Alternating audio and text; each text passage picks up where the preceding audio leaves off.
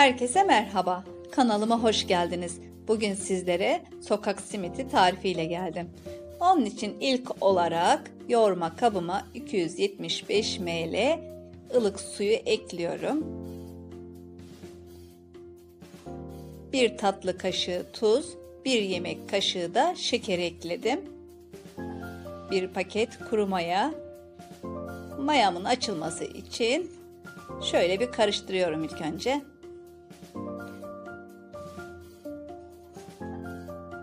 Kanalıma abone olmayı, yorum ve beğenilerinizle de desteklerseniz beni çok mutlu edersiniz.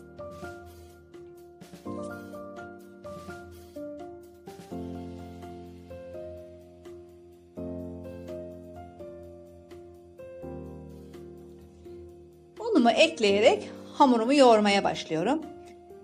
Toplamda 500 gram un kullandım. Bardak ölçüsü olarak da 4 su bardağı tepeleme un yani.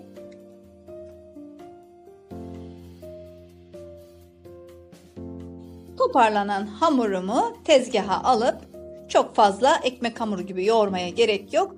Şöyle 3 dakika kadar hemen şöyle özleşene kadar yoğuruyorum.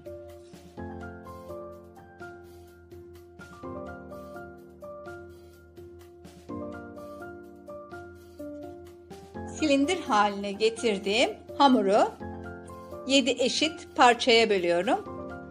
Sokak simitleri 120 gram ama ben eşitlemek için simitlerimi 110 gramdan yaptım. Bu şekilde 7 adet simitim olacak demektir.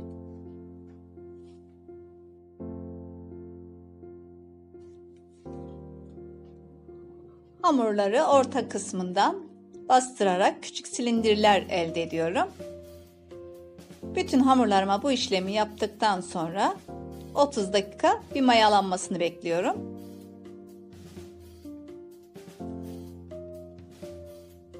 Videolarımı paylaşarak da bana destek verebilirsiniz. Bana destek veren herkese de teşekkür ediyorum. Streçle kapatıp üzerlerini bir 30 dakika mayalanmasını bekleyeceğim. 30 dakika mayalanan hamurlarımı şimdi simitlerimin şekillerini vereceğim.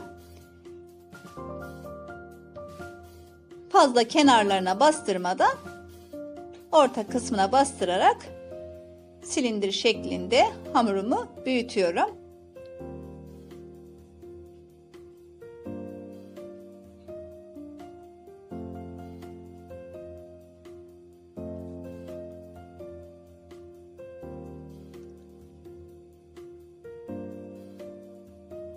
Sonra ikiye katlıyorum. Bir ileri bir geri olacak şekilde şeklini veriyorum. Ve sonra üzerlerine bastırıyorum. Bu da çatlamalarını sağlayacaktır. Sonra iki kalın tarafı birleştirerek elimle yine bir ileri bir geri gidecek şekilde bağlıyorum. Bu şekilde açılma yapmayacaktır simitlerimiz. Bir tane daha gösteriyorum. Diğerlerini de sizleri sıkmamak açısına hızlandırılmış olarak çekeceğim. Yine aynı şekilde hiç kenarlara fazla yaklaşmadan ortasından açıyoruz. Büyüttüğümüz hamurumuzu tekrar ikiye katlıyoruz. Bir ileri bir geri şekilde şeklini verip üzerine bastırıyoruz. İki ucunu birleştirip bir ileri bir geri gelerek hamurumuzu bağlıyoruz.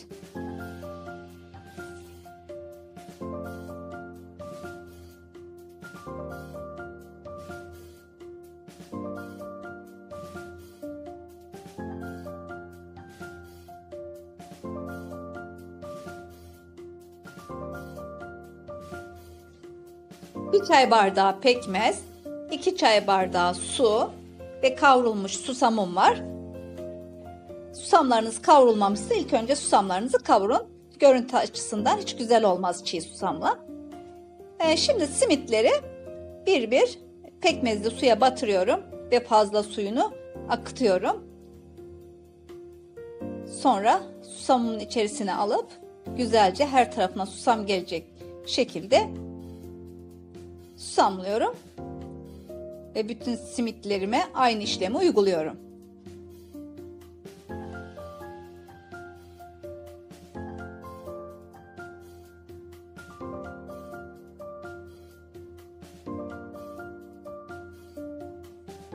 Simitlerimize genişletme işlemini yapıyoruz şimdi.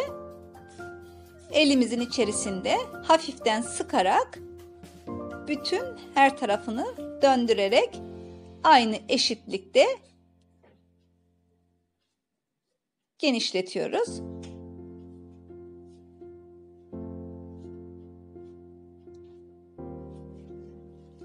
Evet, bütün simitleri bu şekilde hazırlayıp yağlı kağıt serdim. Tepsime alıyorum. Kalınlığın her tarafının aynı olmasına dikkat edersek simitlerimizin şekli de daha güzel olacaktır.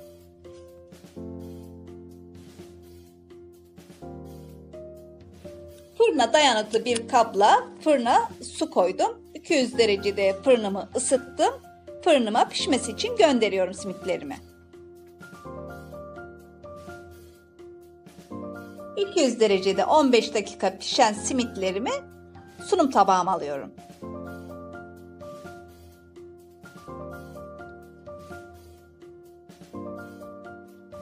Sunum tabağına aldığım simitleri şöyle çıtırtısını da duyun istiyorum. Gerçekten çıtır çıtır ve çok lezzetli. Bir görüntüsü de o kadar güzel. Güzel çatlamalar sayesinde de simidimizin formunu yakalamış olduk.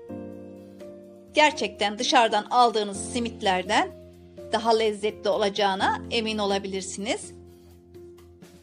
Bir tane de şöyle hemen bölmek istiyorum. O kadar lezzetli olan bu simidi bir pazar günü değerlendirirsiniz inşallah. Kanalımı büyütebilmem için bana destek verip videolarımı paylaşıp beğeni ve yorumlarınızı da eksik etmezseniz beni çok mutlu edersiniz. Bir sonraki videomda görüşmek üzere. Hoşça kalın.